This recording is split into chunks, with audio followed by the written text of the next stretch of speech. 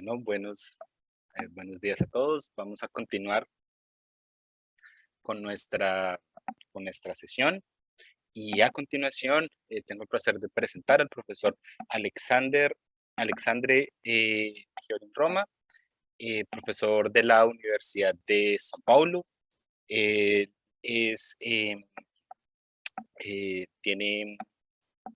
Estudió matemática aplicada en la Universidad de São Paulo, hizo maestría en el Instituto Nacional de Investigaciones Aeroespaciales en Brasil. Después estudió en la Universidad de Nueva York, donde hizo otra maestría y obtuvo su doctorado. Y actualmente es profesor de la USP en el Departamento de Matemáticas. Sus temas de interés es la modelación matemática, simulaciones computacionales, con énfasis en dinámica de fluidos. So welcome back everyone with the mini course of our session. It's a great pleasure to introduce Professor Alexander Roma from the University of São Paulo in Brazil. He is Bachelor in Applied Mathematics from the University of São Paulo, Master in from the National Institute for Space Research in Brazil, Master and PhD also from the University of New York, currently working at the faculty member of the University of São Paulo. His research interests are modeling, mathematical modeling, computer simulations with emphasis in computational fluid dynamics. So Professor, thank you for being here with us, and well, the stage is yours. Thanks. Okay, thank you. And I'll try to make it right here, sharing everything that I can. I have to share computer sound, perhaps optimize screen sharing for video clip, I don't know. And I will share desktop. Let's see if it works that way.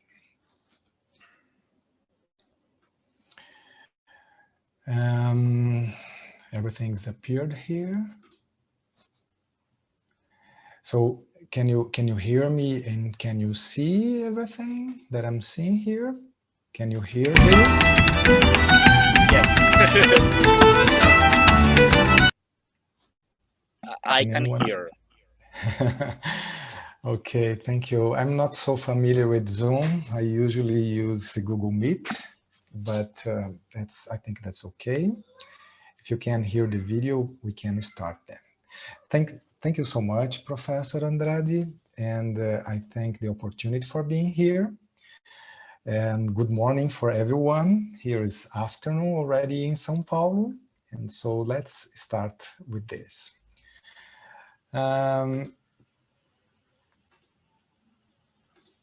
Okay, so let me show you a few things first.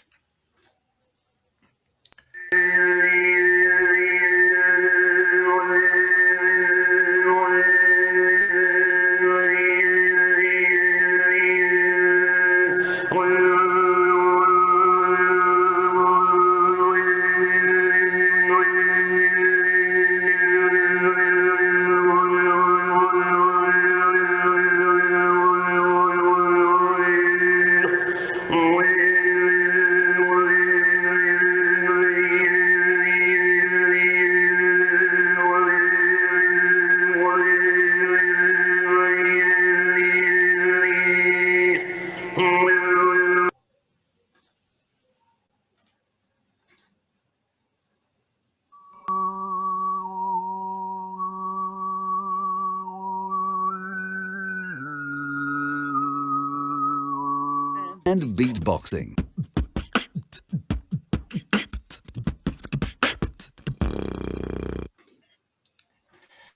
So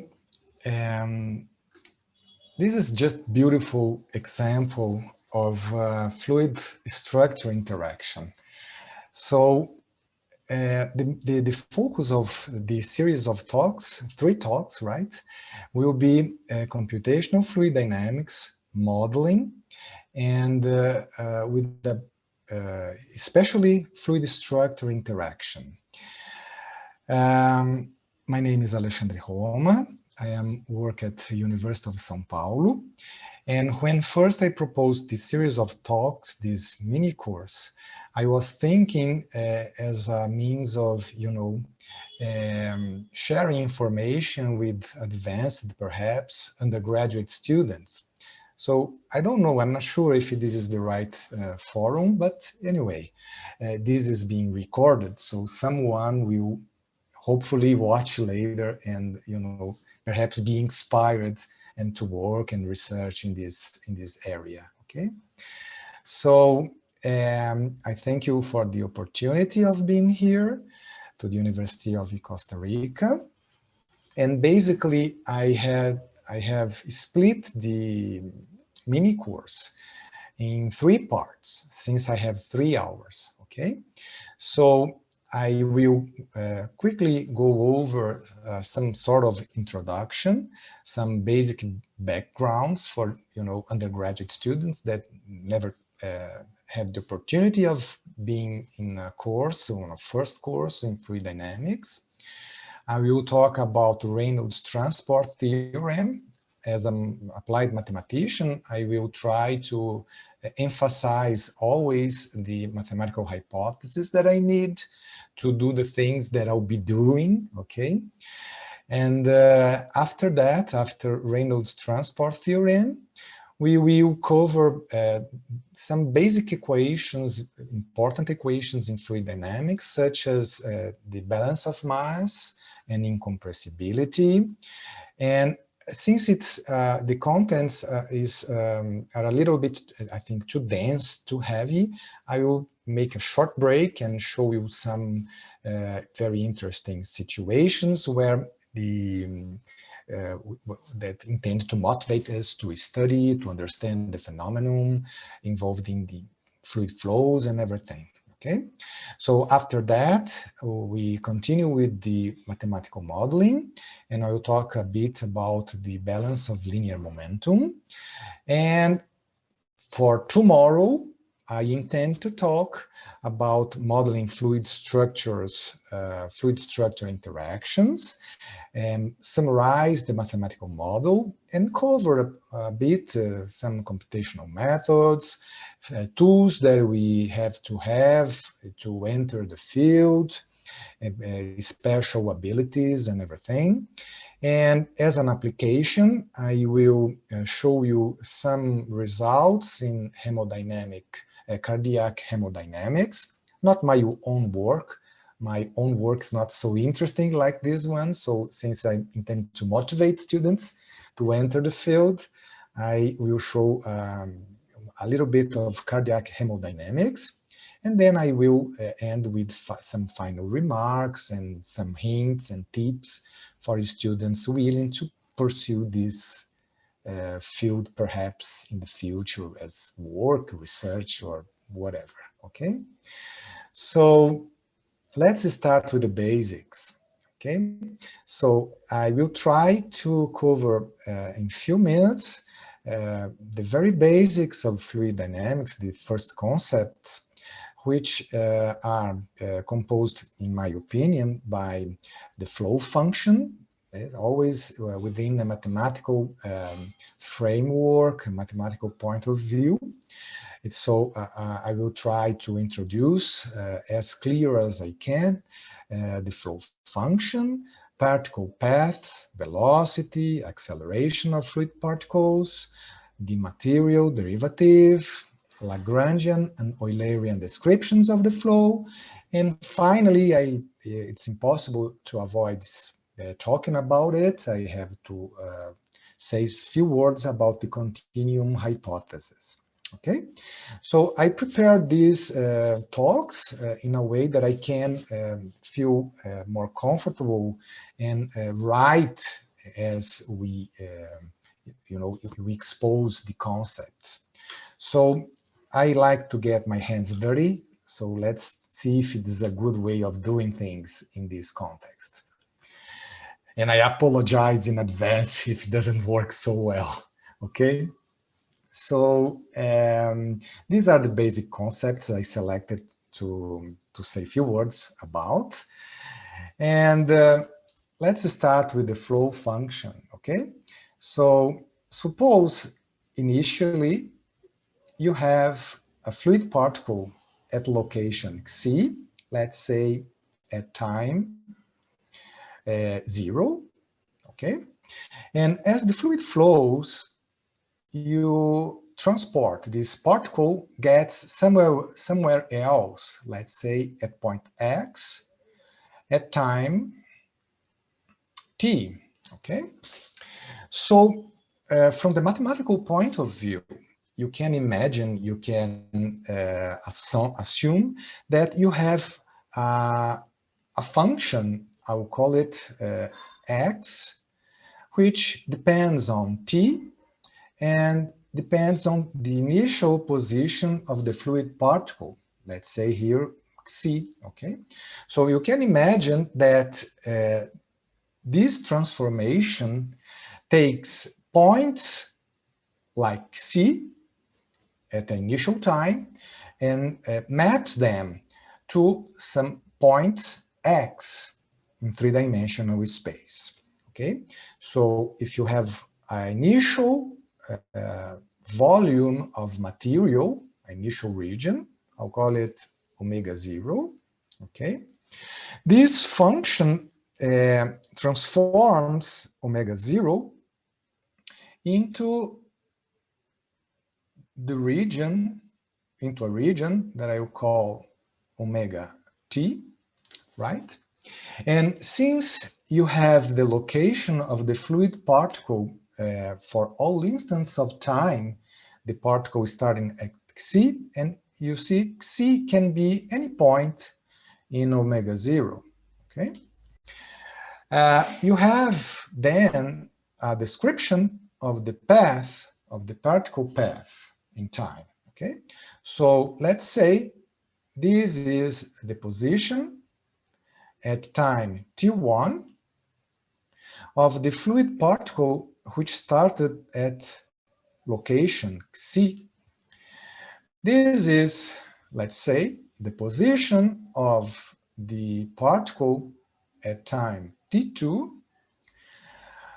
of the particle that started its motion from location c, right? So you have the fluid particle path for all instants of time, let's say for s from 0, let's say that I start our study at time 0, okay? And t, the final time. So here I have the definitions of the flow function,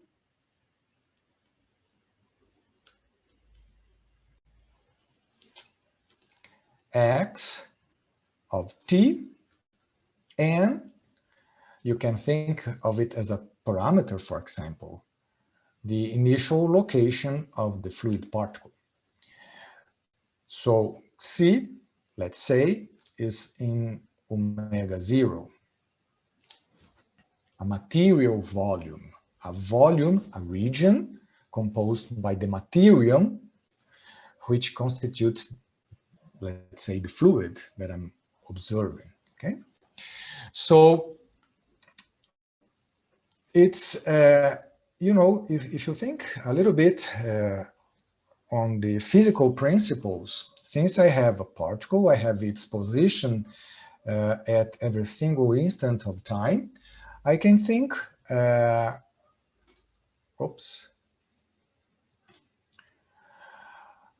can think of its velocity as it moves along its path. So let's try to see how that happens. So here I will highlight a little bit the fluid particle path, trajectory, and the fluid particle velocity, and why not the acceleration. Okay, so here is our particle, fluid particle, departing from Xi, taken by the flow to a different position x, by means of the flow function t and starting position c. It's important to, state some mathematical hypotheses so we can do some modeling later, right? So I will assume that the flow function is invertible. What I mean by that?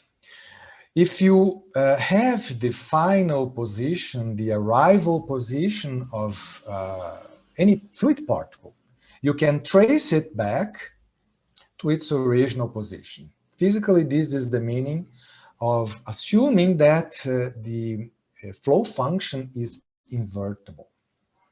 I can retrace it back to its departing location, okay? So x is invertible. This is an assumption. And other than that, since I am thinking of velocity, acceleration, and derivatives of this differentiation of this function, I will have to suppose some regularity, some smoothness for this flow function. In the constant, in the current context, let's start supposing that the flow function is twice differentiable.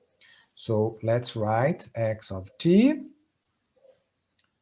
for departing positions c in omega 0. Let's say twice differentiable. If we need more, we just add more hypotheses, okay? So since I'm talking about velocity, velocity at all the points occupied by the fluid particle, we can think as the limit of delta t going to 0. Here is t1, let's say, instant t2, which is just t1 plus a little bit time later, okay? So the limit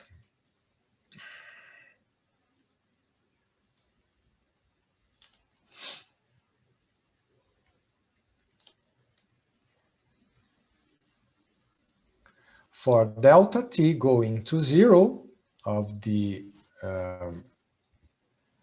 dislocation, right, is just the velocity of the particle, the fluid particle, at time t, at location, I'm sorry, here that's not a good way of denoting it, okay? So depends on the time and also depends on the location my particle, my fluid particle is, right? So this is, let's say, the definition of velocity along the fluid path, okay? As you may notice, we have here dependence on the time and also on the location of the fluid particle, right? So the notation we usually use for this case is derivative in time, the rate of change in time of position for the particle starting at the initial location c is just u at time t at location t for the particle starting at c. But you see the total derivative here. In this situation, I could as well just write partial with regarding to t, since I have here a parameter, but later I will have to deal with it as a variable. So it's completely valid in this situation. You use the partial derivative. I will just stick with the conventional derivative d over dt of the position, okay? So this is the velocity of the fluid particle along its trajectory, going from departing position, location xi, to a final arriving location x. Okay. Acceleration.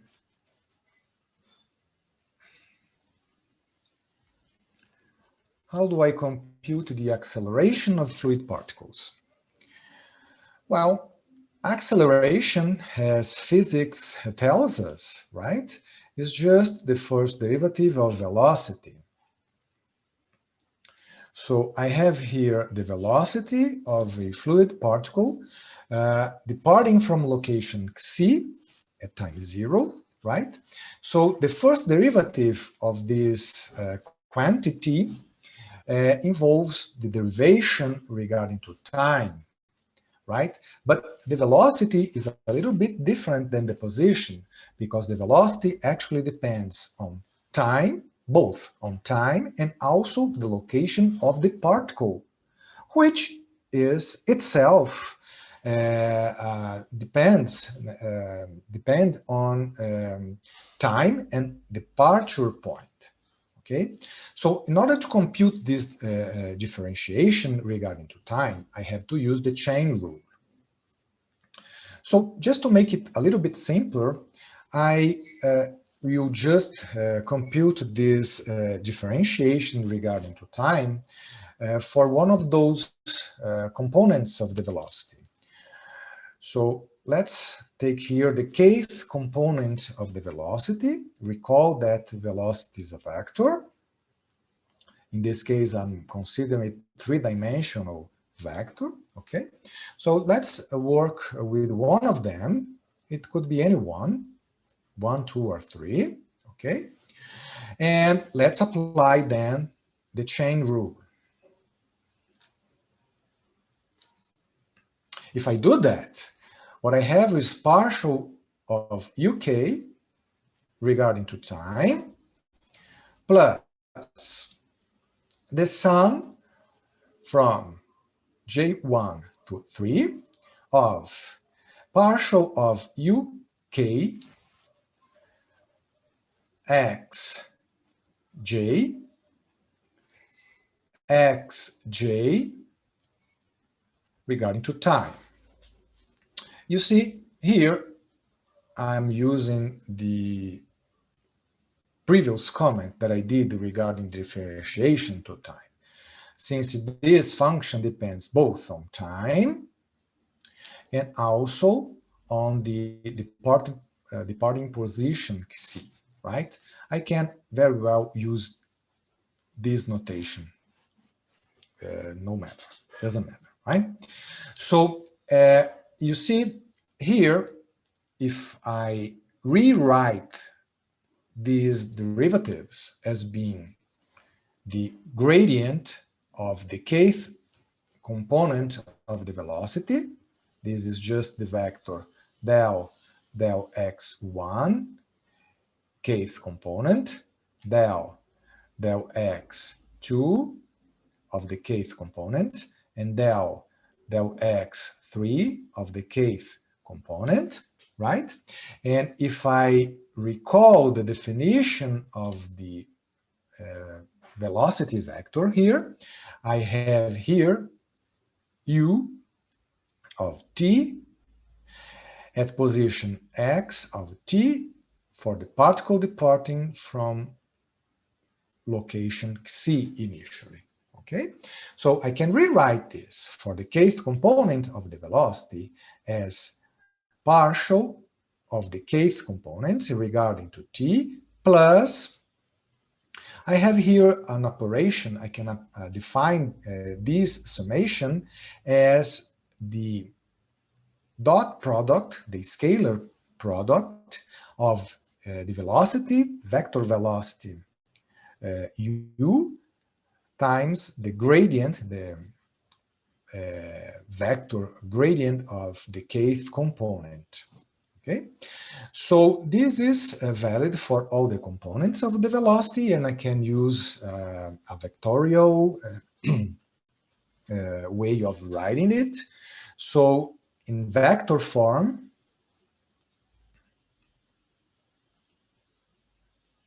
I can just write the derivative, the rate of change in time of the velocity, which is by definition the acceleration, right? I will omit this so it's simpler, right? This is just partial with respect to t of u plus the operator u dot nabla applied to vector u. This is the vector form of this differentiation with respect to time. Here I am using the opportunity to introduce this operation. Please let's keep it in mind that what's written here is just a vector, and component-wise we can write it as u dot nabla applied to the first component, u dot nabla applied to the second component, u dot nabla applied to the third component of the velocity. It's just the usual thing that I just wrote here, right? So it's u dot, the gradient of the first component of the velocity, u dot, the gradient of the second component, and so on and so forth. Okay, so this is what we mean when we write this. So this kind of differentiation with respect to time will be used over and over again, and we can just define the material derivative of any quantity, of any material property that the fluid has. Okay, so if you consider a property called phi that the fluid possesses, right? So if I want to compute and this is, is defined along the fluid particle path, okay? So this is a property of the fluid particles departing from location C initially, okay? So if I compute the rate of change in time of this material property along fluid trajectories, right?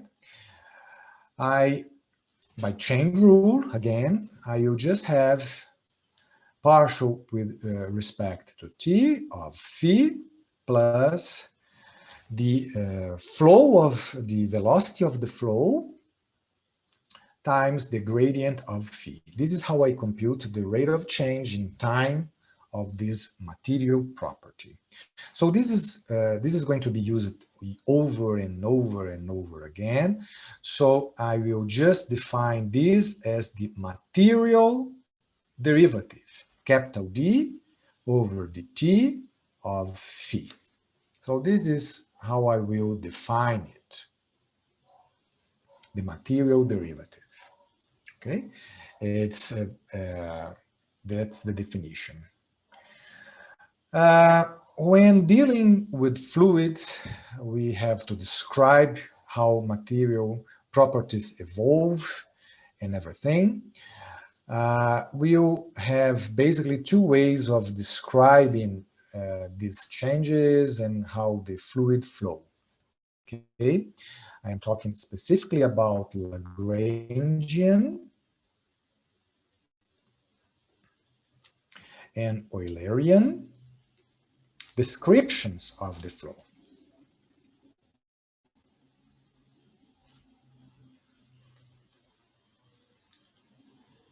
So these are basic concepts, are basic notions that we have to be able to understand the mathematical modeling of a fluid flow. Okay, so the Lagrangian description first. The Lagrangian description, if you have some property of the material flowing, material property, let's say called phi, right? So we basically select one of the particles of the fluid, and we can observe how phi changes in time along each fluid particle path. Okay, so phi is observed at time t along the positions of fluid particles departing at locations c. And let's consider the initial locations belonging to omega 0, material volume in three-dimensional space, right? So I can just move along with the particle and taking notes of how phi changes, in time for that specific fluid particle, as in the interval from 0, let's say, to t.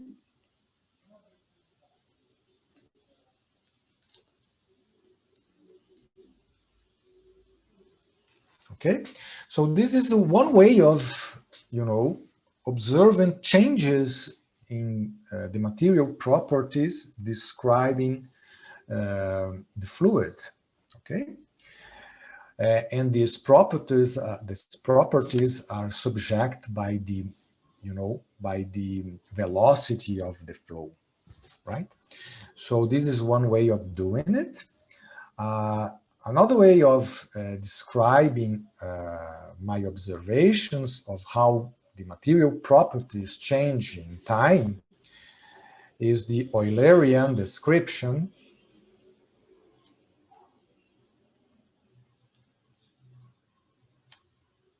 of the flow.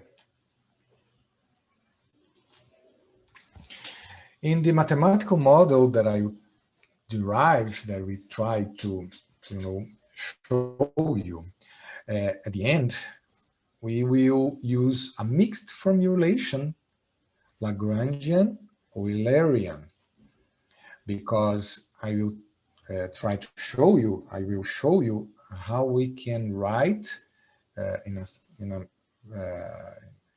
the simplest version that I can think of, the interactions between the fluid flow and a structure immersed in this fluid. Okay, so when we get there, we will see that I will have to use both. We have to use both the Eulerian and also the Lagrangian description. Okay, so the Eulerian description of how material properties change in time is more or less like this. You see, you keep observing the same x location in three-dimensional space. Imagine yourselves sit tight and just taking notes of the fluid particles passing through location x for time from 0 to a certain final time of study, capital T, right? So for every instance of time, the value of material property phi at time t and location x will be given by the material property that is measured at time t for particles that are exactly at x at time t departing from, let's say, some initial location C.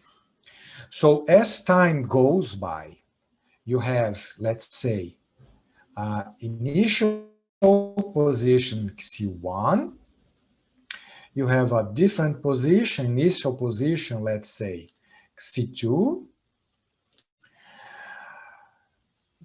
some other position, C3, and here you are always looking what's going on at location X. You just sit there and observe the amount of the material property phi particles that are passing by at exactly that instant possesses, right? So this is how you measure, you observe how evolves in time at point X fixed the material property phi. You just take note of how much of that property, the value of that property, the fluid particle passing by exactly at time t has. Okay, so this is two different ways of observing. One of them, you travel along with fluid particles and you just take note of what happens with material property phi as the fluid particle moves. The other way, you just sit tight and you keep looking at the particles passing by and you just take note of the amount of material property phi that they have at that instant of time. Okay, so these are different ways of doing it. One last thing that I have to mention in this set of basic concepts that I'm willing to, to introduce is about the continuum hypothesis, right? This is very important from the mathematical point of view. So the continuum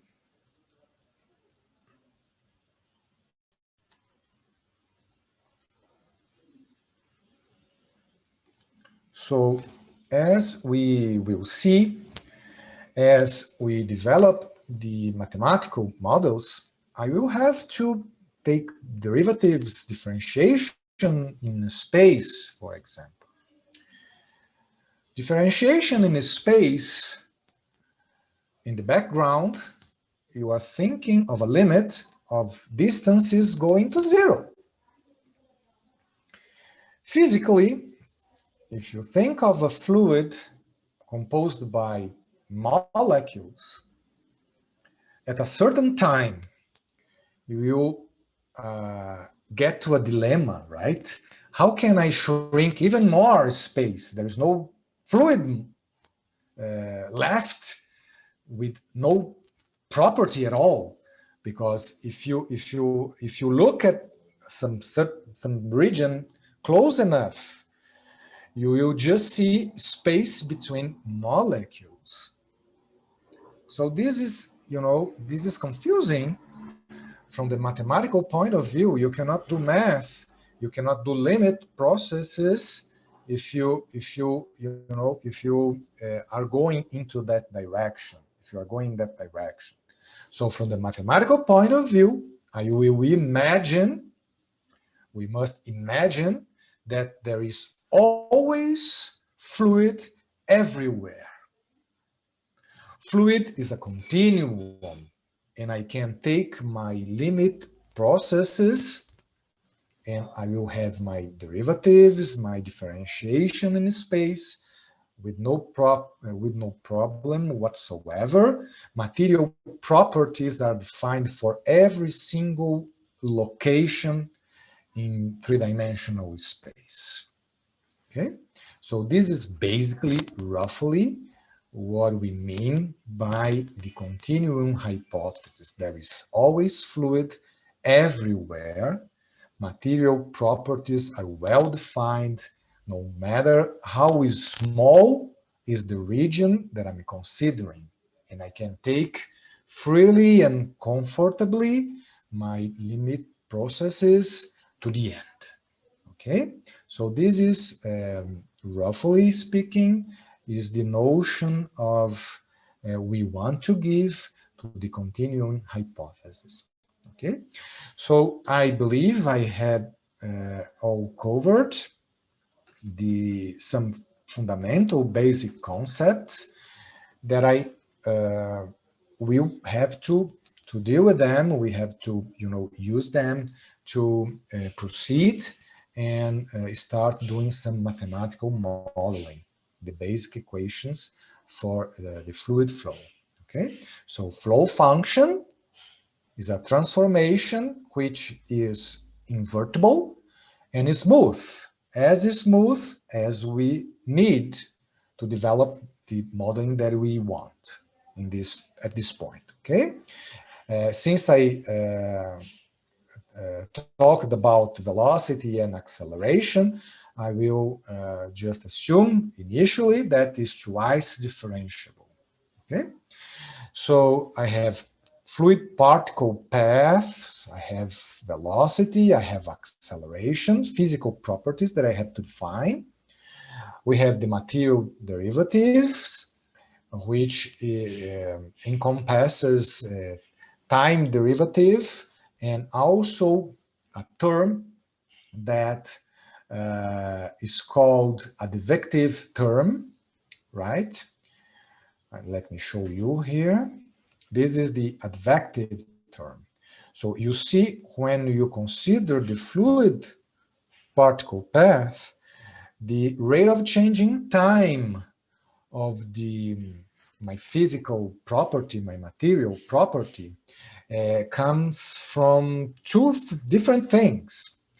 One is just, how it changes in time, and the other one is how it changes as it moves along, carried by the flow. Okay, so U will be always the flow velocity. So things are moving, molecules, fluid particles are always moving, and as they move, things can change. Okay, so this is the transport term, we call it. This is the advection term. Okay,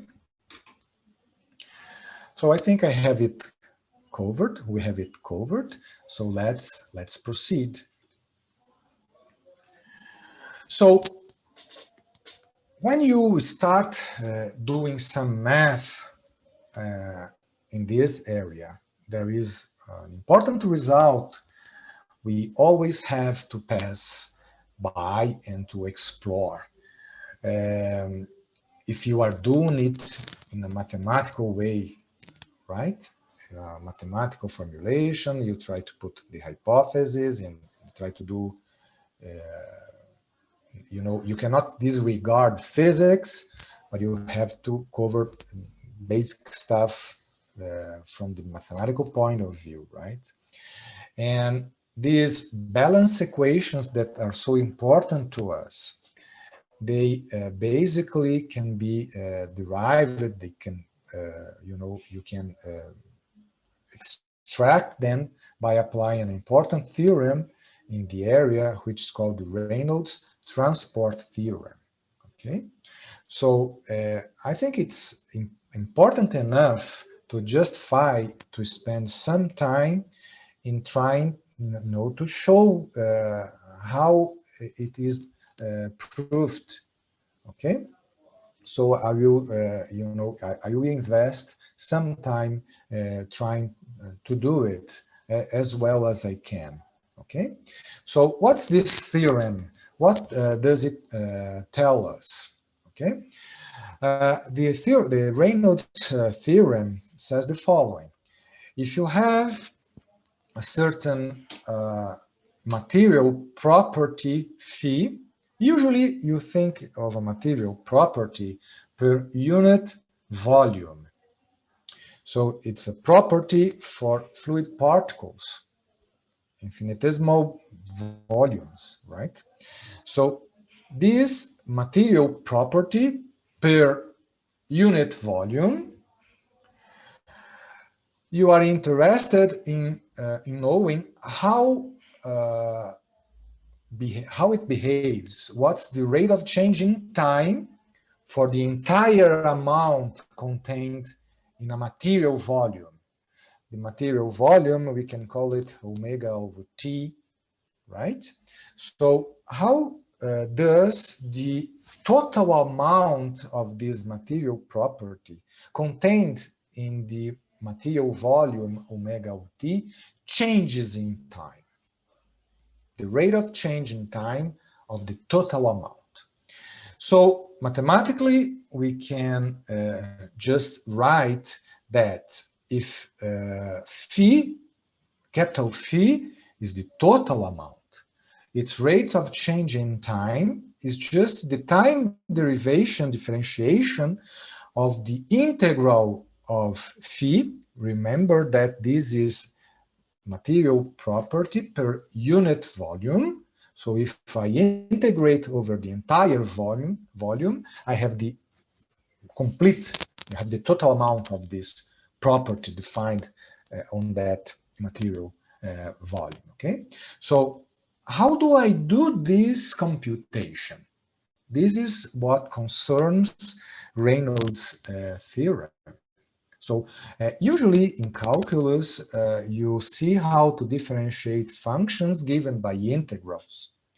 But, I'm sorry, but often these integrals are computed over a region in space that doesn't change, it's constant in time.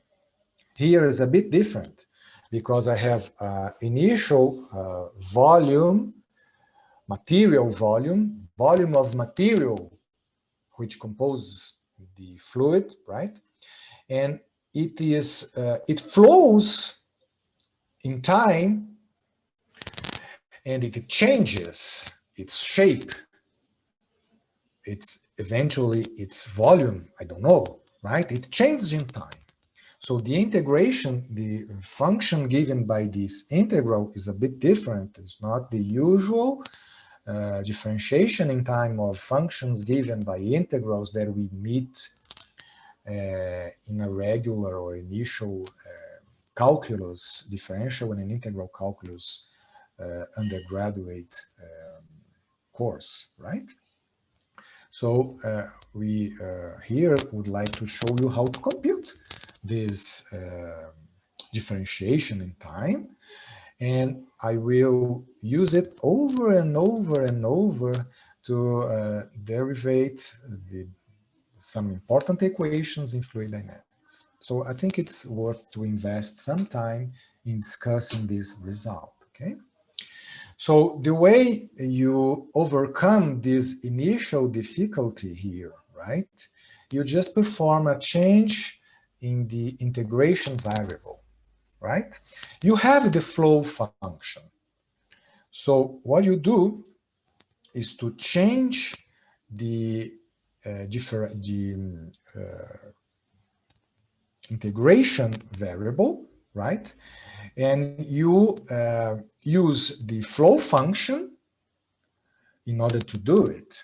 So this integral is the same as the integral over omega 0, which is just a fixed region in time of this material property function computed at these points of omega 0. And when you change the integration variables, always appear here the Jacobian determinant of the change of variables.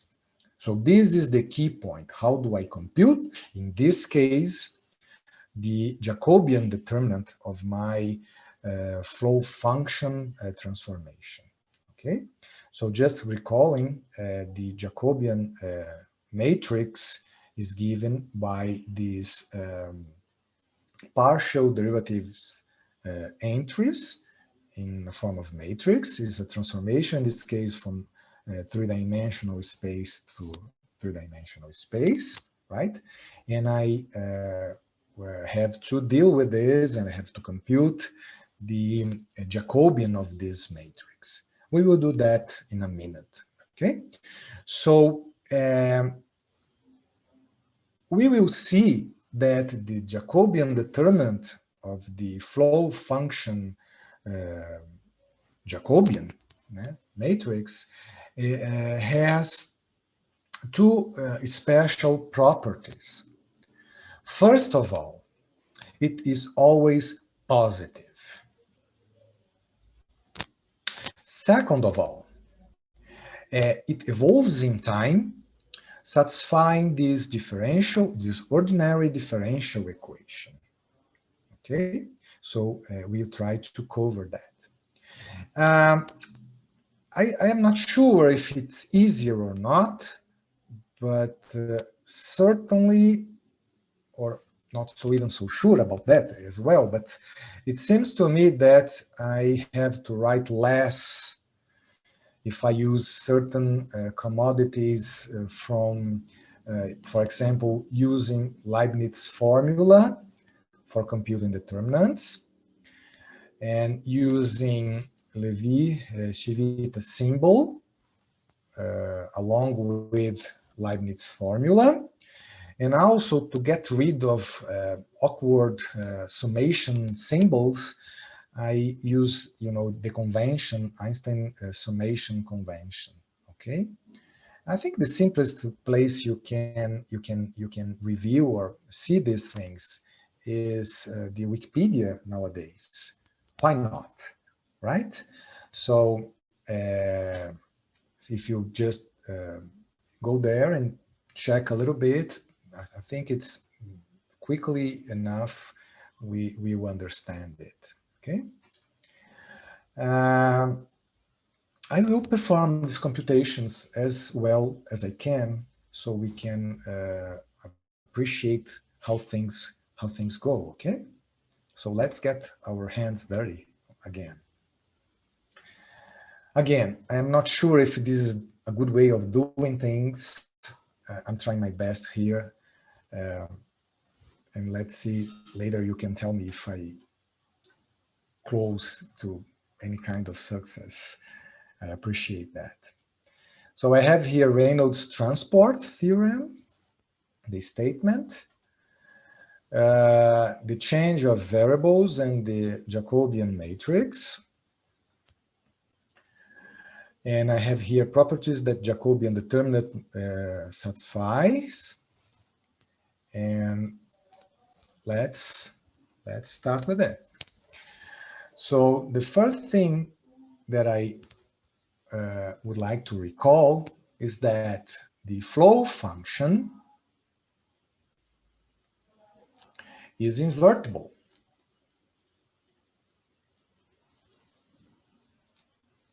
Okay, so, well, what's in the background? In the background, to make this assertion, right, I'm thinking of the inverse function theorem. So the Jacobian from the start cannot be zero, otherwise I would not be able to invert it. So that the Jacobian determinant is always different from zero, I have from the start. I have from this assumption here, okay? At the departing time, at initially, my flow function at time zero for a point departing from location xi is just the location xi, right? So if you have xi in omega 0, x computed times 0 for all these points, right, is exactly omega 0. What I'm saying is that mathematically, we have initially the flow function being given by the identity function. So initially, x of t xi for t equal to 0 and xi in omega 0 is the identity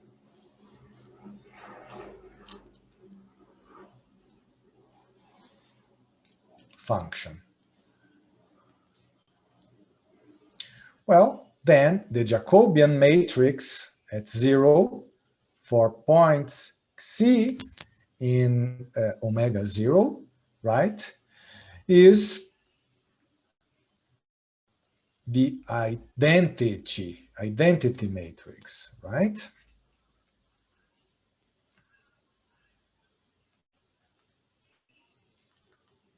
So its Jacobian is just 1.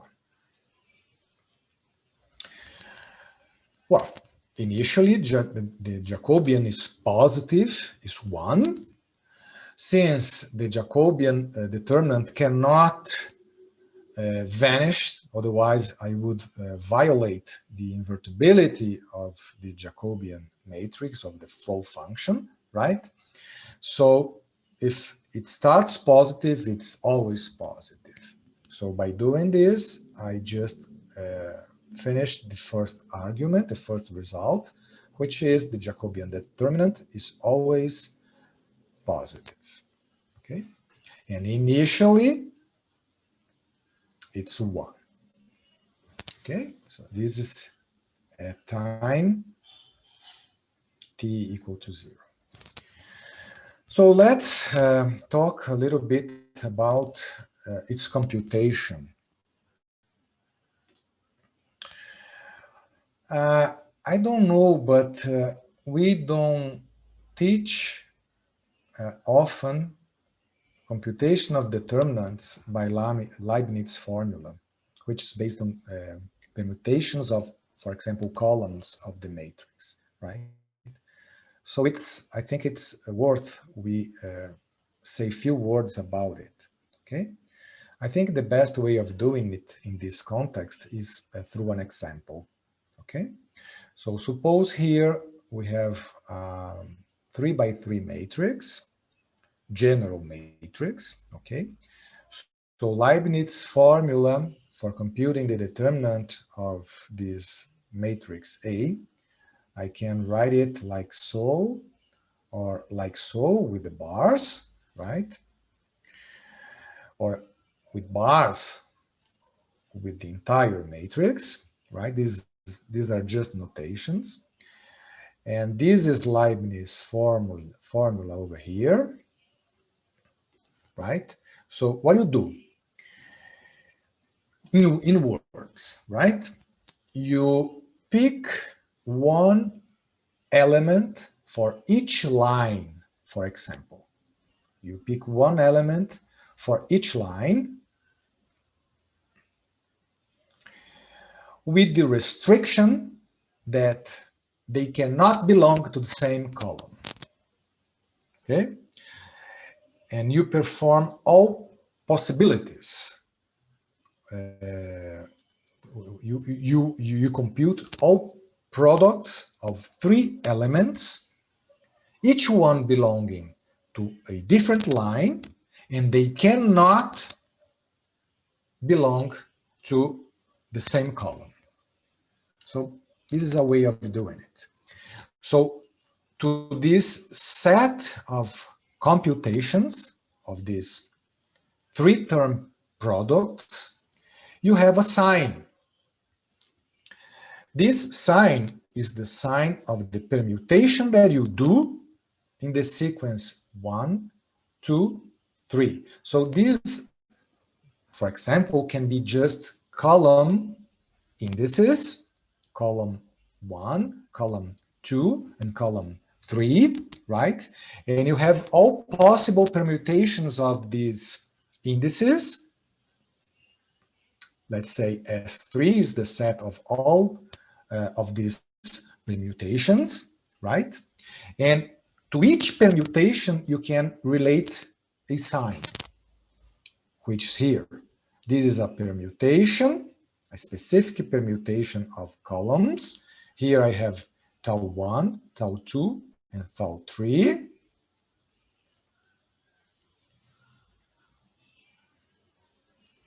So this is one of the permutations that I can do, right? And each permutation you can assign a sign to it, okay? So how do you do it? You know, the sign of a specific permutation has to do with how many changes I have to perform to go back to 1, 2, 3, okay? So let me give you an example. So if you take all possible permutations of, let's say, columns, you can define all these things also with columns instead of lines, whatever, it doesn't matter, okay? The number will be the same. So if you get the set of all possible permutations of, in this case, 3 columns, you can assign a sign to these permutations, you sum everything. So this is, by definition, the determinant of a matrix. So let's proceed with the example. I think it will become clearer if we proceed. So let's consider this 3 by 3 matrix, right? So I have 3 columns, column 1, 2, and 3. These are column indices, okay? So the set of all possible permutations is 3 factorial in this case, right? For the first column, I just have 3 possibilities. Then for the second column, I will have 2 possibilities. And then the remaining possibility is just 1. And I have 6 possible ways of combining this, arranging this. And this is just 3 factorial, okay? So this is how it is usually, right? You get all possible permutations, right? And I have listed here all of them. And for this first one, how many changes do I have to perform to go back to 1, 2, 3? 0, okay? For this permutation of columns here, how many changes do I have to perform to go back to 1, 2, 3? So I have to perform 2 permutations. For example, I have to change this and this. And after that, when 2 is in here and 1 is in here, I still have to perform one last permutation, which is this 2. So I have to perform 2 changes of places to go back to 1, 2, 3. Okay? So if you analyze every single one of them, you compute the number of changes, then you have a number, right? So the sign of each permutation is just minus 1 raised to the number of permutations that I have to perform to go back to 1, 2, 3. But if you do that in this situation, you will get a plus sign here, because here I have 1 of the first line, second line, third line, 1, first line, second line, third line, with this set of columns here, 1, 2, and 3, right? So I have another term here, 1 for the first line, second line, third line, with this set of columns here, which is 2, 3, 1, and so on and so forth, 6 of them, right?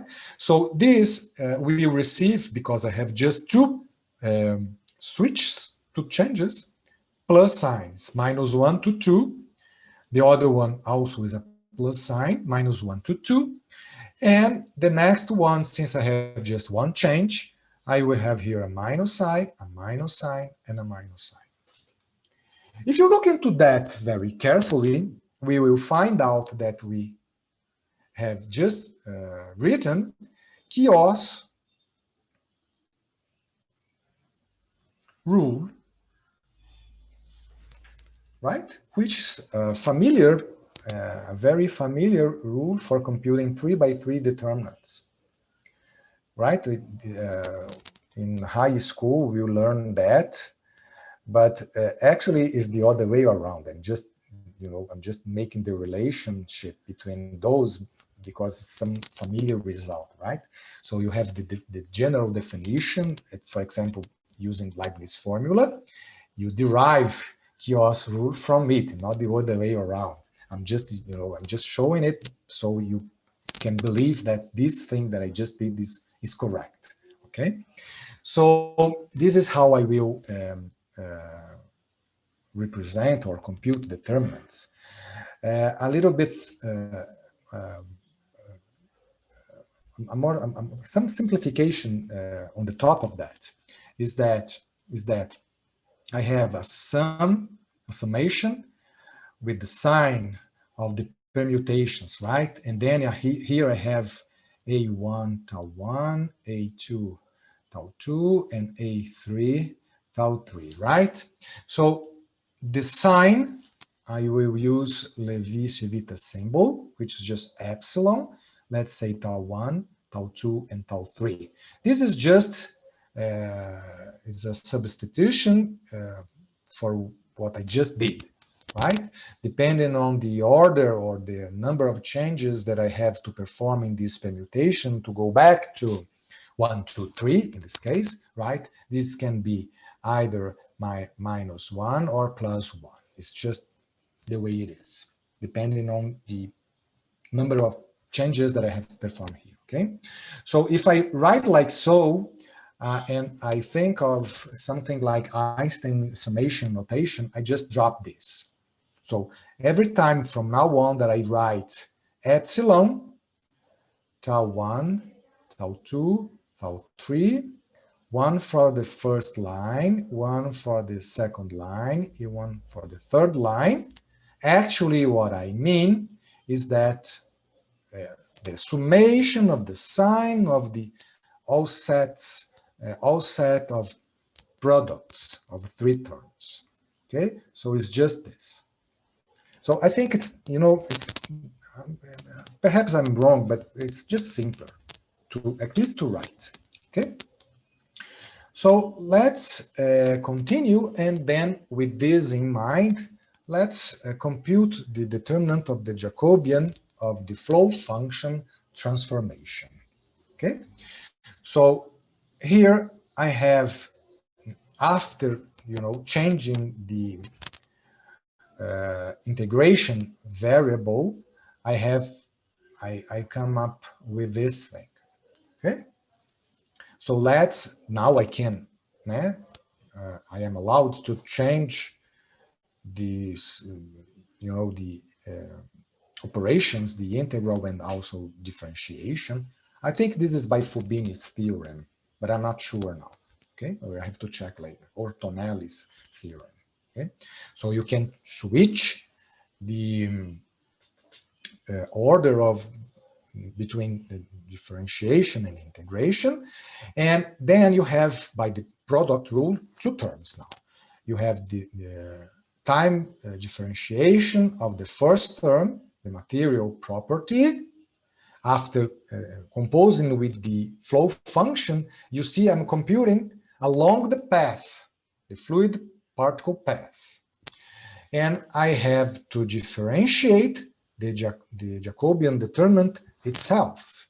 Okay, so this part we have just seen it before previously, and this differentiation, this in time, is just the material derivative of material property phi. So let's stick to that and leave it alone. Okay, but the second part is the more involving part. It's the interesting part to be computed, right?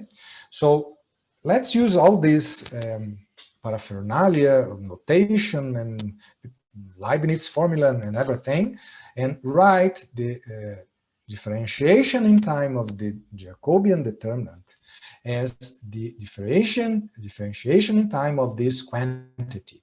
Recall that this is using, you know, summation convention, the Levi-Civita symbol, Leibniz way of computing determinants, every of those things.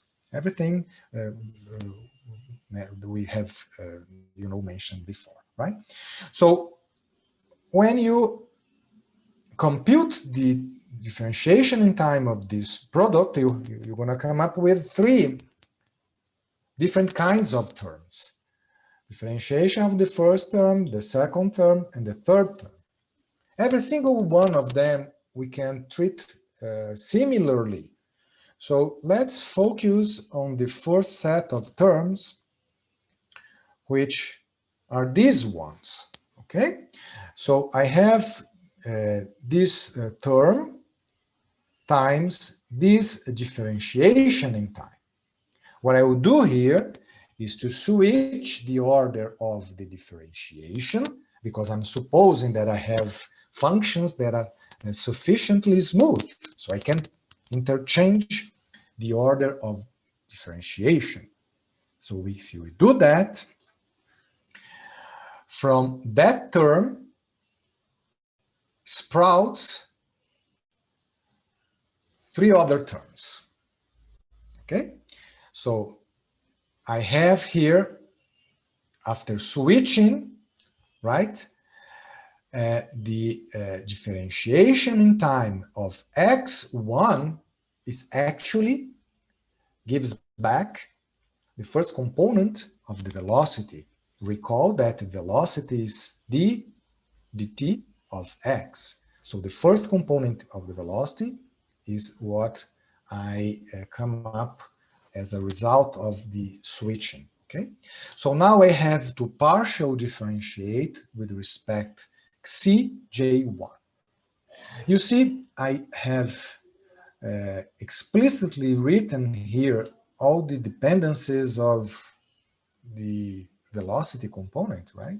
Depends on time, and here is just a comma. And depends on the location, which in turn depends on time and the departure position. So if I have to differentiate with regard to Cj1, I have to apply again the chain rule.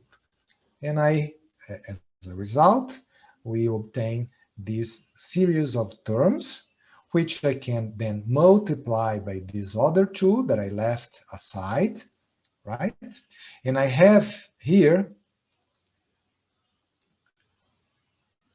3 kinds of terms. If I multiply by Levi-Civita symbol and understand that we are doing here using the summation convention, actually we have here 3 different computations of determinants. The first one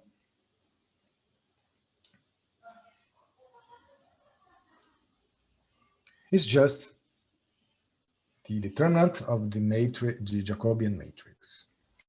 The other ones, you see, this goes outside, right? This is just a constant regarding to the summation, so this is just go in front of the whole thing, okay? So the second one, it is as if I were computing the determinant of a matrix with repeated columns. Here you have x2 and x2. So it's like computing the determinant of a matrix with repeated columns. If we travel back in time, we remember that one of these days someone have taught us that determinants of matrices with repeated columns or repeated lines are just 0, right?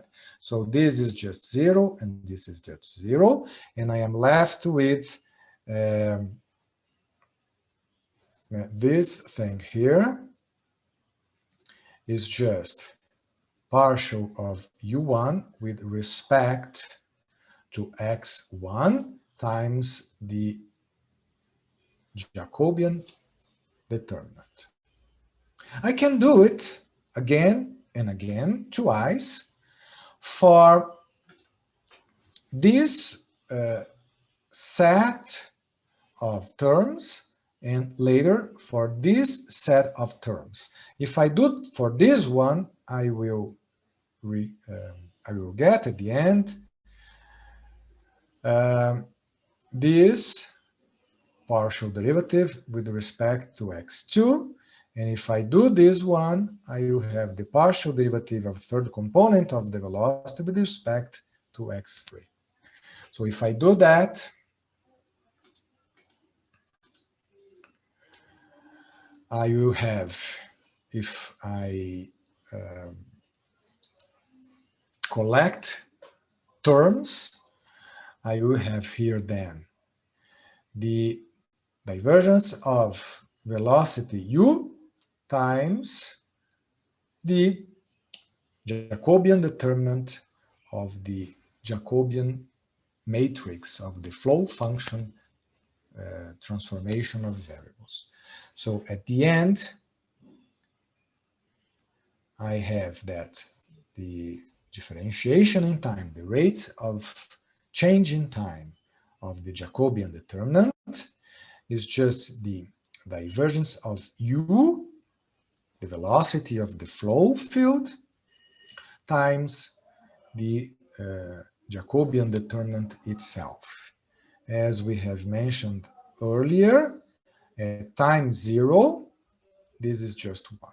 So by doing that, I think I more or less showed you how we can, justify those properties of the Jacobian determinant of the Jacobian matrix of the change of variables. Well, we have to go back now. We have this here. The integral over omega 0 of the material derivative of the material property times the Jacobian determinant plus the material property times the time derivative of Jacobian determinant. Everything is the integrand of that integral. If we go back, we switch back the integration variable, right? With using the inverse of this flow function, right? The inverse function of the flow function. So we go back and it becomes the integral over omega of t of the material derivative of the material property phi. This thing here is just the divergence of the velocity times the Jacobian determinant, right? So I can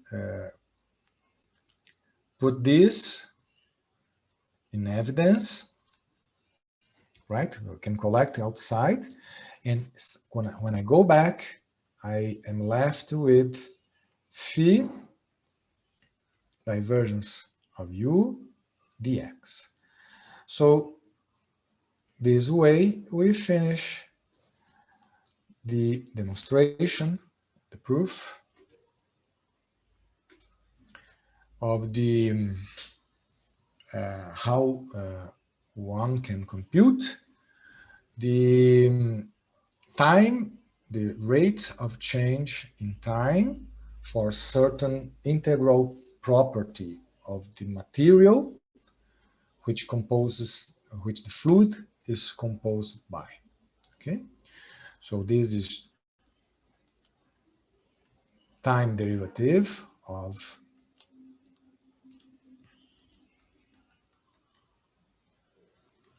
this. Okay, so we will use it over and over and over to get some very important equations for modeling fluid flows. Okay, well, let's apply it. Let's start with the modeling processes. The first balance property that we will look at is the balance of mass, right? So if rho is mass by unit volume, is the density, specific mass of a certain material which is flowing, right? It's the composition of my fluid, okay? It has some mass per unit volume, and I call it rho, okay? So if I consider initially, or if I consider the motion of a material volume, omega of t, the total amount of mass contained in this material volume is just the integral over omega of t. So m of t is the total amount of mass contained there, okay? If I am interested in knowing the rate of change in time of mass in this region, I have to compute the differentiation in time, this here. So if I apply Reynolds theorem, this can be computed like so. So this is the material derivative. It's just a direct application of the theorem, okay? So instead of phi, I call it rho, and voila, okay? So this is what I get. And on the top of that, if I assume, or if it happens that the mass, the total mass of a certain material volume whose motion I'm following, I'm tracking, if the mass is conserved, if the total mass is conserved, this derivative is just zero. So this is conservation of mass.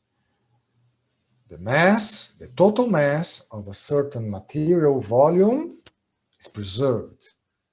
So its differentiation in time is just zero, okay? So I have zero here equal to that. But now we have to recall that my material volume is arbitrary. Everything that we did for any material volume. Since the material volume is arbitrary, we actually can equals to zero the integrand. The integrand is equals to zero.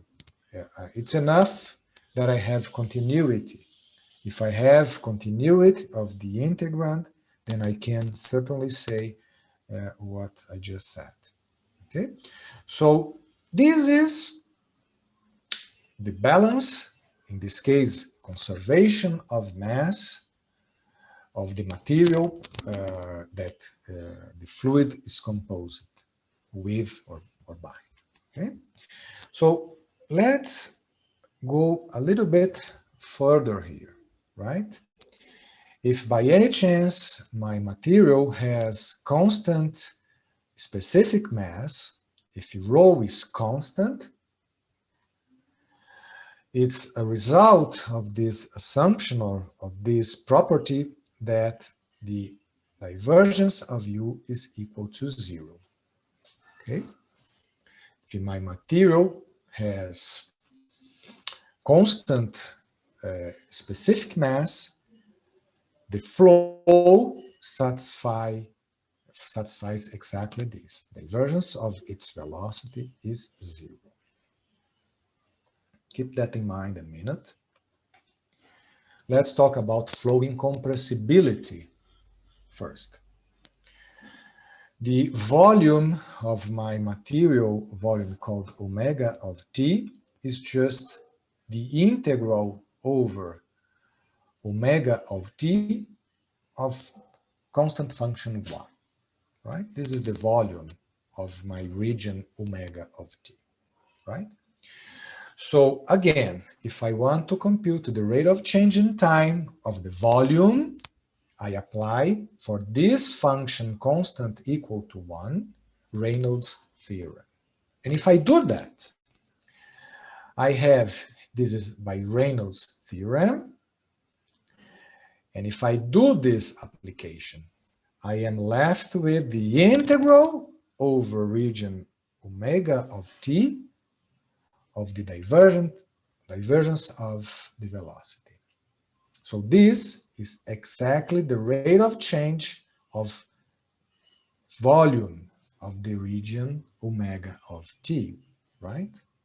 So if by any chance this is always zero, the meaning of that is that the volume doesn't change. Physically, this is the very definition of something being incompressible. Okay? So if the divergence of u is always zero, the volume is, the differentiation time of the volume is zero. And the physical interpretation of that is that the volume is constant. The flow is incompressible. The other way around is also true. If you have here the rate of change in time of the volume of my region omega of t being always zero, the meaning of that, of course, by one side it means that it's incompressible, but the mathematical point of view, you arrive at the conclusion that the divergence of u is always zero. Don't forget that omega of t is any region that I want, closed region that I want. It's a closed surface that I'm using here, right? So this is how we can put it, right? So if the divergence is zero, the volume doesn't change, and the other way around. So going back one bit, if I have constant mass density, the flow is incompressible. Okay, so from now on or later, I will recall that I will be dealing with incompressible flows.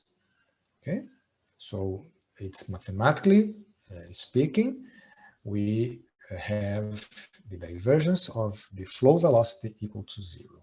Okay, and moreover, just to make things simpler, we can just consider for the moment that the specific mass is just also constant. Okay. Well, understanding that this may be too much, I will just go back to my slides, restate the important results that we just have obtained, which is balance, in this case, conservation of mass, differential form, and also incompressibility. Okay? And let's relax and think a minute of important things involving fluid dynamics in our lives. Well, it's difficult to imagine something that doesn't involve fluid dynamics, right? From the conception moment, right, to basically, I don't know, but I only can see things involving fluid dynamics in our lives, right? So what I have to gain in observing that, there is a lot of questions here to be answered. You can imagine how long must be the flagellum for the sperm to get inside the cell, right? The female cell. How long, how often it must beat, what relation with the viscosity, fluid density, you know, the constitution of the cell boundary and everything. We have a lot to gain in terms of technological, if there's one thing I've learned, even technologically, in learning how, for example, birds and insects fly, how many wings, how do they beat, right? This is perhaps important for robotics, for all kinds of applications involving aerodynamics, for example, right?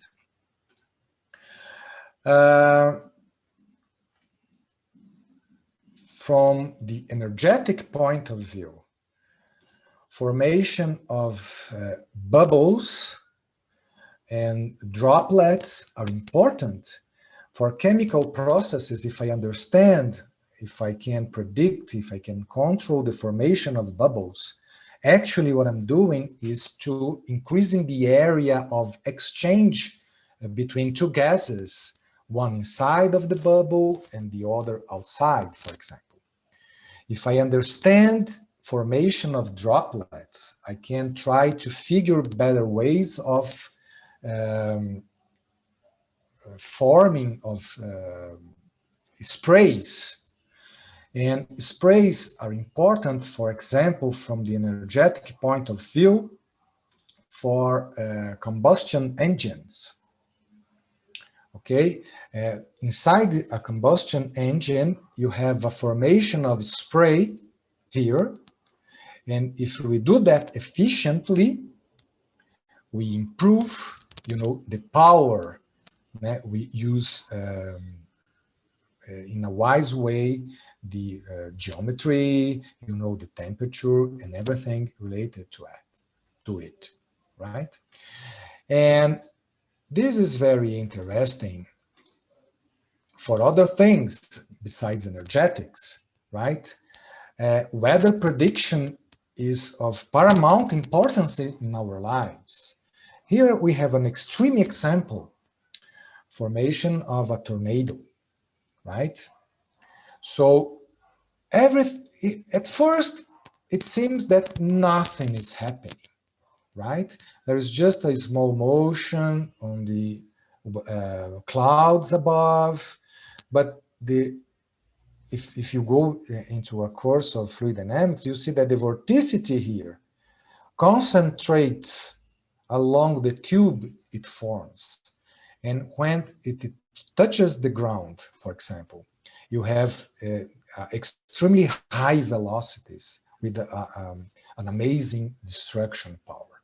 So there are many examples, interesting examples that motivate us, to derive mathematical models and to predict many things that are important to us. Okay.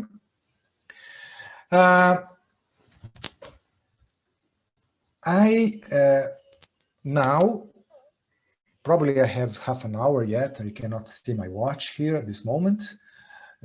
Professor Andrade, could you please tell me how long do I have still left? Yes, so it's you have 30 minutes left. Yeah, a bit less, yeah. That's what I imagine. Let's see what else I can do in 30 minutes or less. I would like very much to show some of the steps involved in deriving balance of linear momentum, specifically for a Newtonian fluid. Some of the talks here talk about a Newtonian fluid, and in order to derive the equations, we have certain steps that we have to follow.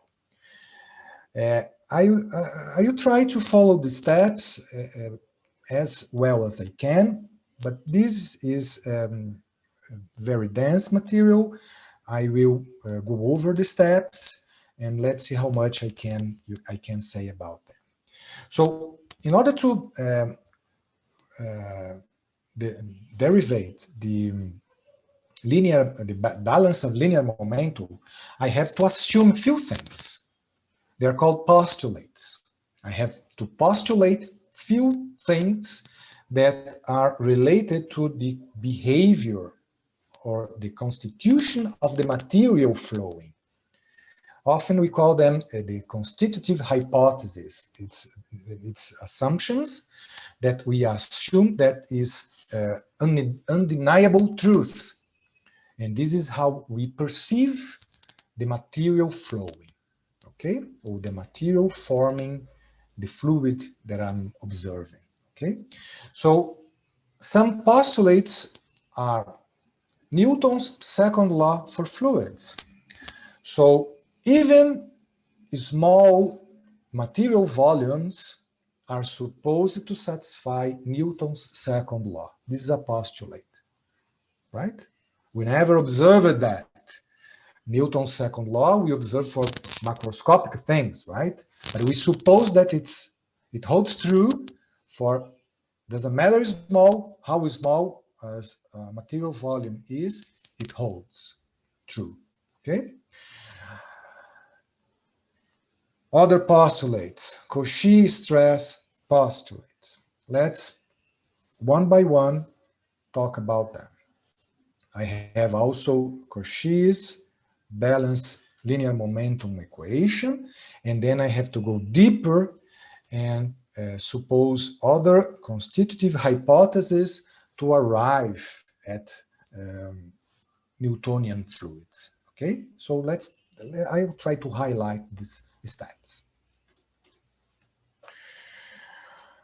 Okay, let's go. Newton's second law for fluids. If you consider a fluid material volume omega of t, the total amount of linear momentum that it bears is given by this integral, right? This is the velocity, and this is mass density. So the total amount of momentum that material volume possesses is given by this integral. Newton's second law says that the rate of variation in time of the momentum is the sum of external forces.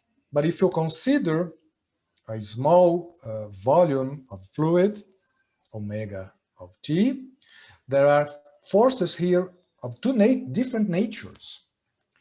One are force fields that act everywhere, at every single particle of fluid.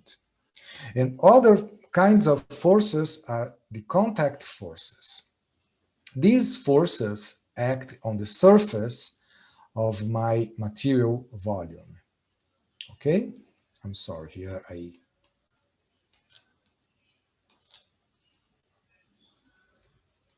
So let's take here a small piece of surface called dA, right?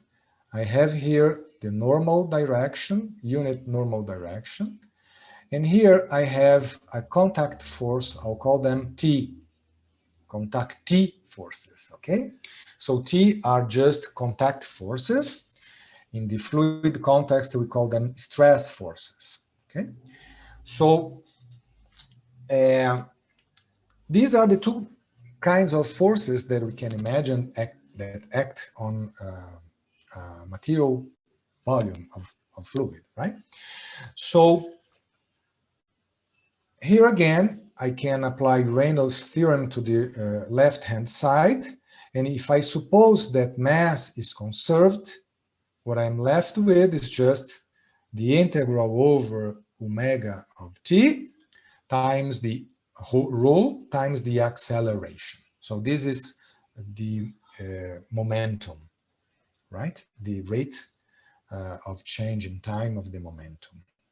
And at the right-hand side, I have the resultant field forces.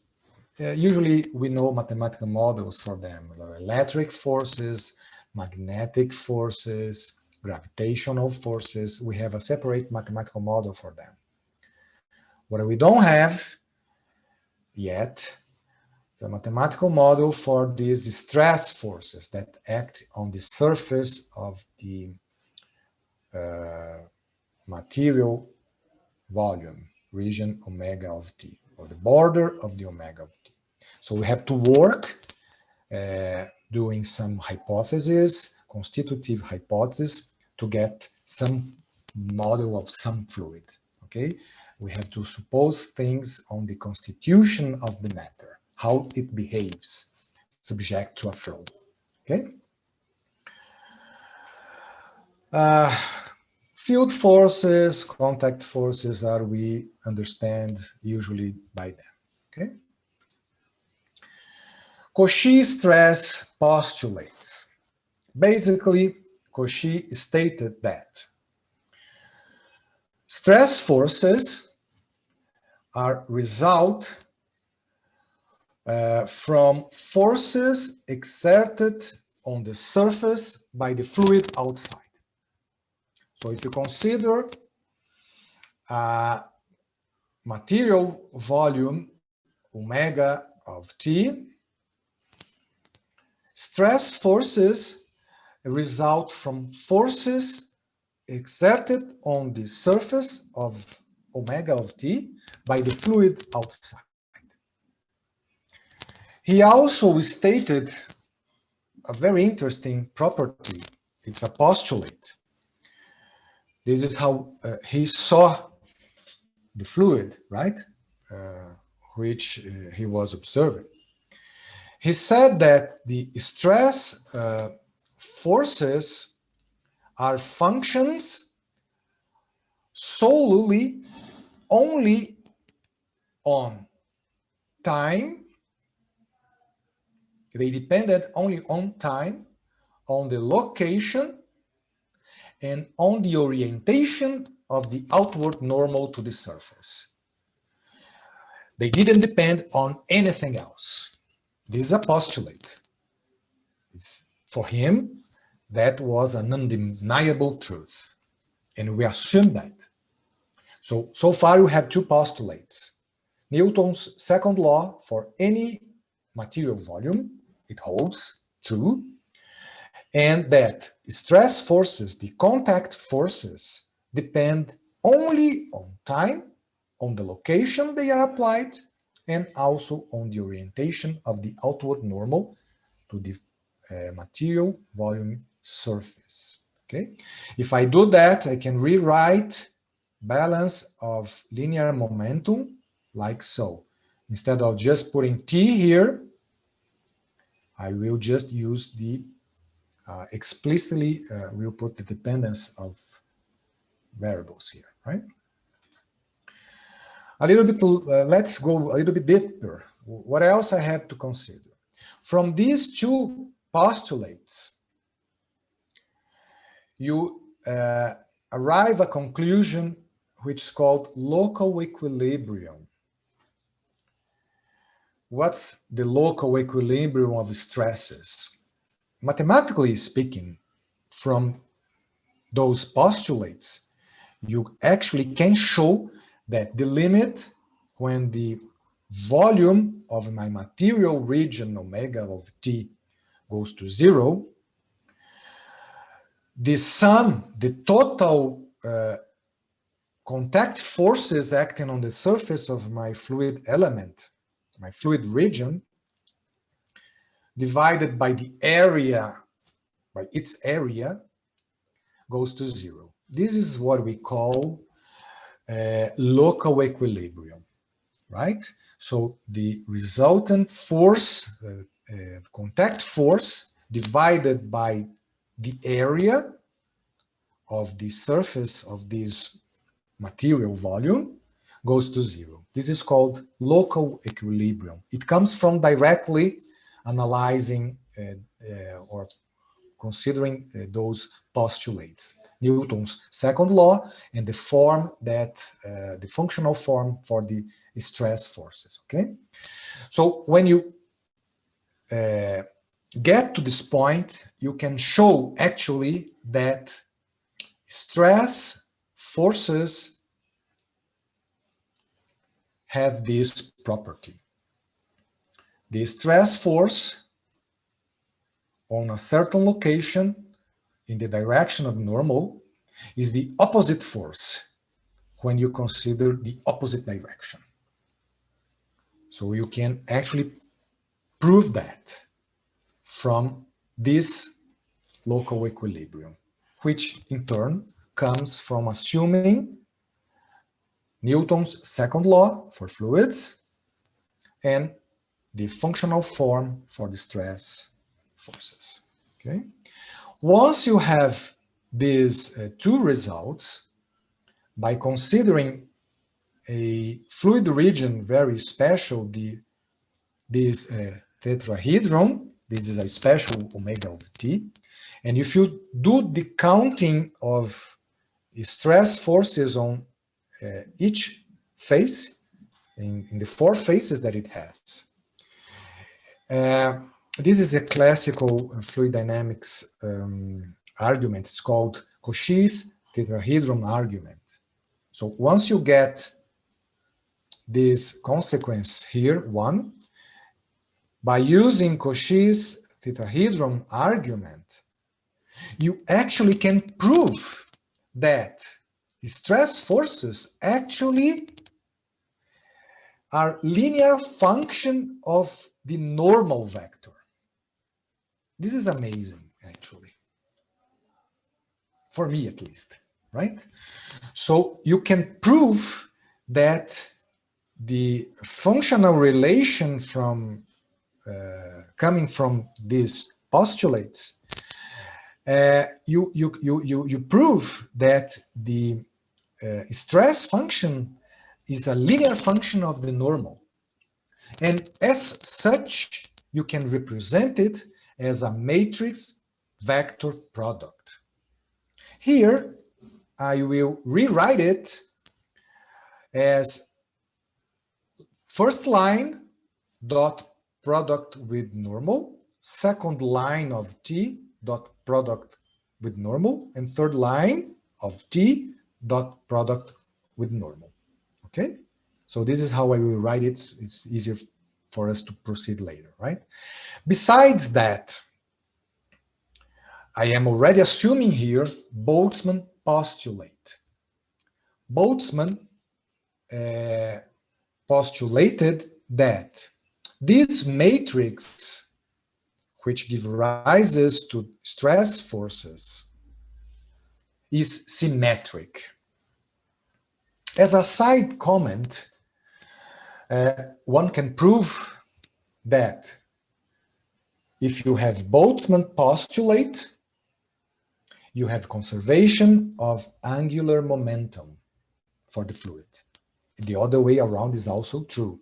If you have conservation of angular momentum for the fluid, you will have symmetry of this matrix representing the linear transformation, which takes the normal of the surface to the stress forces. Okay, so I have here so far 3 postulates, and by doing the math behind the consequences of assuming those hypotheses, those constitutive hypotheses, right, I arrive at this mathematical expression for the stress forces, for the contact forces acting on the surface of a fluid, on the material volume of the fluid. Okay. With that, we arrive at the first form of the balance of linear momentum, right? So if I look at it component-wise and use this linearity of the stress forces, right? I have this expression for the balance of linear momentum. Now I can use the divergence theorem if I suppose that my material volume has a surface with certain regularity.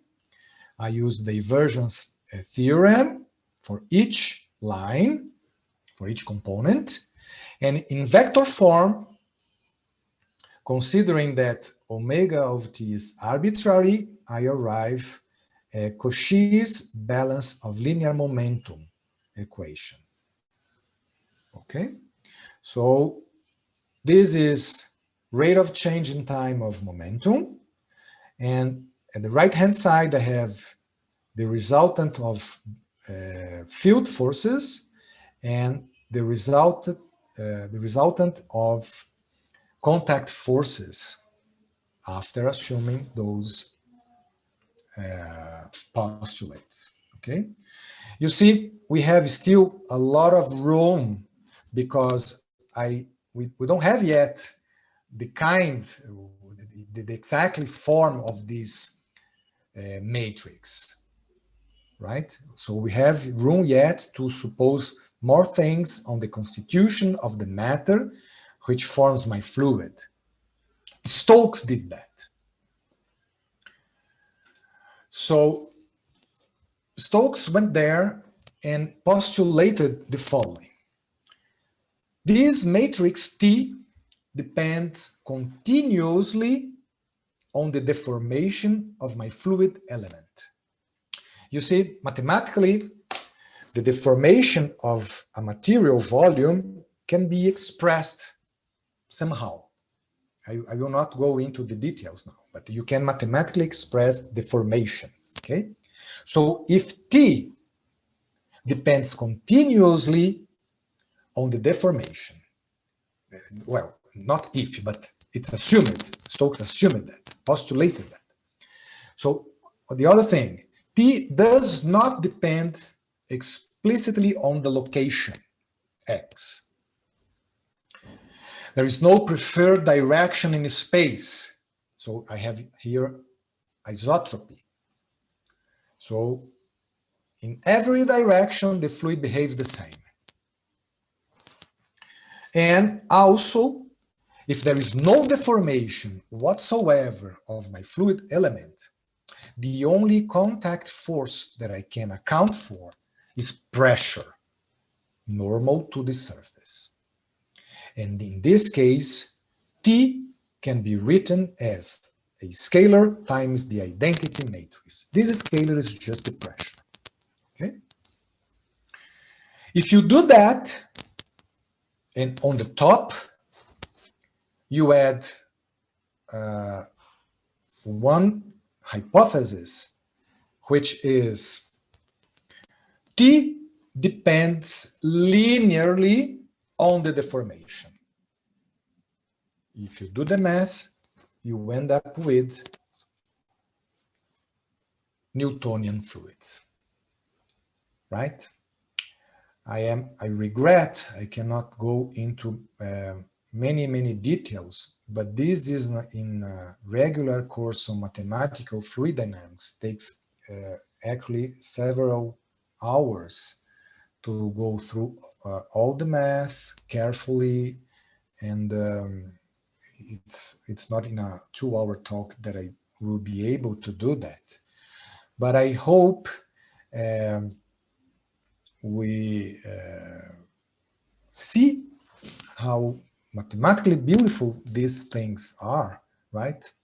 And for now, for today, I will end just writing a summary of the equations that we arrived at this point. I arrived at the equations describing an incompressible flow of a Newtonian fluid. Recall that to get a Newtonian fluid, the balance of linear momentum for a Newtonian fluid, I have basically to go over a set of 4 postulates. I have to suppose things on the constitution of the matter, which composes the fluid, and on the behavior of the flow, right? So I have to suppose that Newton's second law holds true for no matter how small material volume is. Cochise postulated that stress forces functionally depends only on time, on location, and on the orientation of the unit outward normal to the material volume I am considering, right? Based on that, I can prove that stress forces are a linear function of the normal. Besides that, if I suppose symmetry, of the matrix representing this linear function, I arrive at the linear balance of linear momentum in Cauchy form. And if I proceed and try to, describe mathematically based on the phenomenon that I'm seeing, the constitution of the matter, I use Stokes postulates, how T behaves, how T is supposed to behave, and arrive to Stokesian fluids. And finally, if I suppose that the matrix T depends linearly on the deformations of the fluid element, I finally arrive to the Newtonian fluid description. Okay, so I think that's enough for today. Tomorrow morning, I will try to show you how to derive equations of fluid structure interaction in what I would call the simplest possible example, and try to show some applications for these computational simulations for these equations. Okay, so Professor Andrade, I think this is how I should stop today, and I am, we can. Where are you? So thank you very much for your talk. I enjoyed it very much. I'm trying to find nice where to review. It's always nice to review all the basics of everything. So I enjoyed very much your exposition. Yeah, we'll be looking forward for the end of your mini course tomorrow. So, muito obrigado. Okay, de nada. I didn't know exactly the audience. I didn't imagine. I supposed that many undergraduate students perhaps would be curious in knowing something about the area. So I first asked to the organizers if a mini course like this would be interesting, and they said that it would be. So I just prepared like so. Yeah, no. It's fine. It's fine. And I mean, I like your talk. Okay. So okay. Don't worry. You. So it is interesting. Okay. So then we see tomorrow. We continue tomorrow. Yep. I'm here if anyone is willing to ask anything. I'm just here.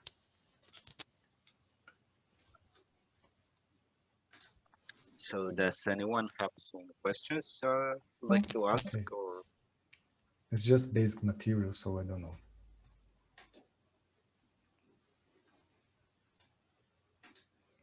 Okay. No problem. Okay. Okay. Thank you again. Thank you, Professor Andrade. So see. Mr. Roma, I'm sorry. Yes, I would like to ask a question, but it's more based on applications. Mm-hmm. How do you consider that temperature or even gravity in these type of models? Yeah, temperature is something else that I will not include because I am thinking on isothermic fluids, right? And temperature very often when it comes into play, you may have a certain degree of compressibility of the fluid, right? Through state equation, and this is actually not my my field of working. So I never dealt very much with fluids with temperature in them, right? So I will not touch that. But gravity and other kinds of field forces are not difficult to include in the modeling, because you see we're left with over there with an integral of f. So the way of doing things in my experience is that you go adding several layers of modeling in your basic model. So if you have a model for the flow, incompressible flow of some certain kind of fluid, you can put there some gravitational force, magnetic force, and you have to add the equations that will represent or modeling that part of the equations. Oh yeah, I see. But you just layers on the top of layers of modeling. So you have, I think tomorrow, what I'm saying here will become clearer, because the F that I left alone today, tomorrow will represent an immersed structure. So I will not include gravity, but I could just put G over there. Yeah, of course. Yeah, tomorrow I will connect this basic building block with more equations representing the interaction between fluid and the immersed structure. I think I can, this multi-layer way of thinking, I think tomorrow will be clearer how it's done to construct a larger or a more complex model.